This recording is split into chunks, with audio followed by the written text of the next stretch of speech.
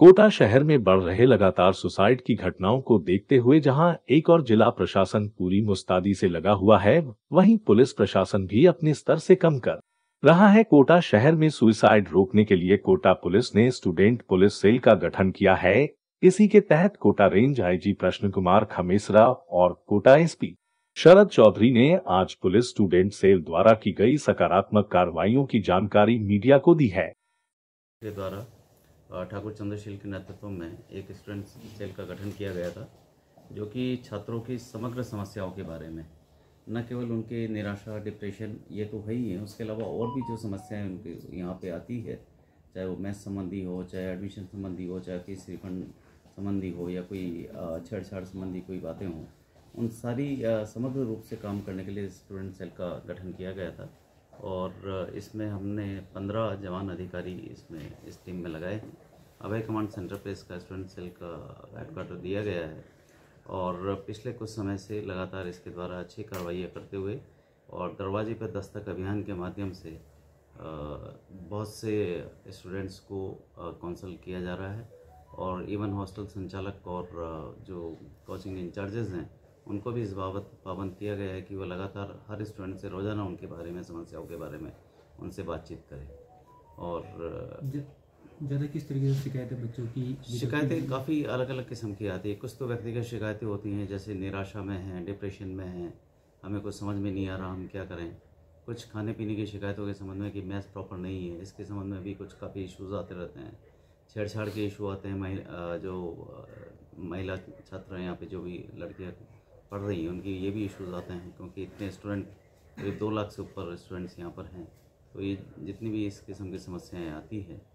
और sir, counselling का क्या तरीका रहता है? काउंसलिंग का तरीका ये है कि हमने दोनों तरीके के इसमें रखे हैं। हमारी महिला पुलिस भी इसमें इन्वॉल्व है और पुरुष के जवान जो हमारे, वो भी इन्वॉल्व हैं। जैसी शिकायत आती है उनको तुरंत वहाँ पे उनके जिस भी हॉस्टल में वो रह रहे हैं, जिस भी घर में वो रह रहे हैं, तो वहाँ टीम हमारी पहुँचती है, उनसे चर्चा करती है। विस्तृत चर्चा करने के बाद में समाधान के लिए अगर हॉस्टल संबंधी कोई समस्या है तो हॉस्टल संचालक से बात करती है, कोचिंग से लेके कोई इशू है तो कोचिंग संचालक से बात करती है, और काउंसलिंग कहीं कहीं व्यक्तिगत मनोचिकित्सक से भी ज़रूरत पड़ती है, तो उस काउंसलिंग को भी हमारे द्वारा करवाया जाता है अब तक संख्या में। लेकिन जो पर्टिकुलर जो डिप्रेशन या अवसाद में जाने वाले जो केसेस हैं, इनको भी 100 के आसपास केसेस को पॉजिटिवली डील किया गया है।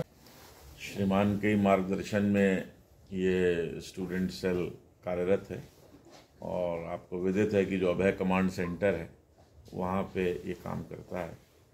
इसके अंदर लगभग 15 लोग, महिला और पुरुष मिला करके काम करते हैं। इसकी कार्यशैली इतनी सी है, 2 प्रकार से वर्क करता है। कोई स्टूडेंट वहाँ स्वयं आता है तो उसको सुन करके और उसकी क्या पीड़ा है वो मौके पे एडिशनल एसपी ठाकुर चंद्रशील जी या उनकी जो टीम है निराकरण करते हैं। एक ये खुद जाकर के इनकी पूरी जो टीम है, विभिन्न जो जहाँ पे कोचिंग इंस्टीट्यूट्स हैं या जो हॉस्टल्स हैं, पीजीज़ हैं, वहाँ जाते हैं, अपने बारे में प्रचार प्रसार करते हैं। भाई आपकी कोई दिक्कत है तो हमारे पास आइए, हम आपकी कोई मदद करेंगे। या उनकी जो साइकोलॉजिकल काउंसलिंग है वो ये करते हैं। तो लगभग अब आप किसी भी पीजी हॉस्टल में जाइए, कोई रिमोट इलाके में होगा उसका तो मैं नहीं कहता, लगभग सब जगह हमारा स्टूडेंट सेल कार्यरत है। उसका ये कॉन्टैक्ट नंबर है।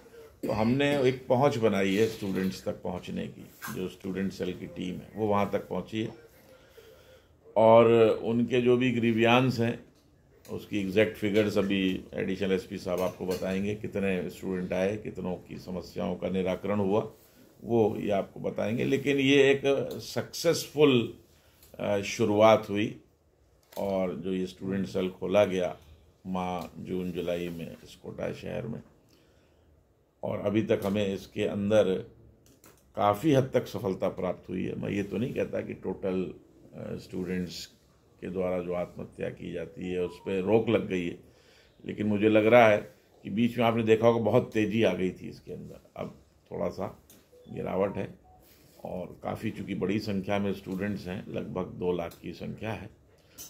फिर हमने प्रशासन के साथ मिलकर के भी तमाम एक्सपेरिमेंट किए, संडे फंडे करके मनाया, तमाम काउंसलर्स को एक्टिवेट किया। लगातार कलेक्ट्रेट में आप देखते होंगे बैठक करते थे, वहाँ से भी हम मदद ले रहे थे। तो एक सामूहिक प्रयास से सबके स्टूडेंट सेल, टीम, जिला पुलिस, श्रीमान का मार्गदर्शन है, प्रशासन, विभिन्न डॉक्टर्स, हमें काफ़ी हद तक इसमें सफलता मिली है।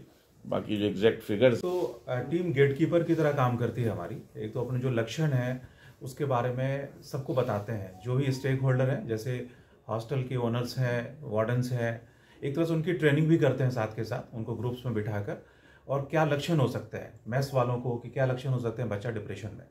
देखिए, डिप्रेशन की जो केसेस आई हैं, बहुत सारी केसेस ऐसी भी आई हैं डिप्रेशन की, जिन केसेस में टीम तुरंत पहुंचकर उनकी काउंसलिंग करवाकर उनको, जैसे कि बच्चा पढ़ने में मन नहीं लगता। एक शिकायत जो आमतौर पे कई आई हैं कि मैं 15-15 घंटे पढ़ती हूँ या पढ़ता हूँ और समझ में नहीं आता, और मैं क्लास में अच्छा परफॉर्म नहीं कर पाता, स्कोर अच्छा नहीं आता।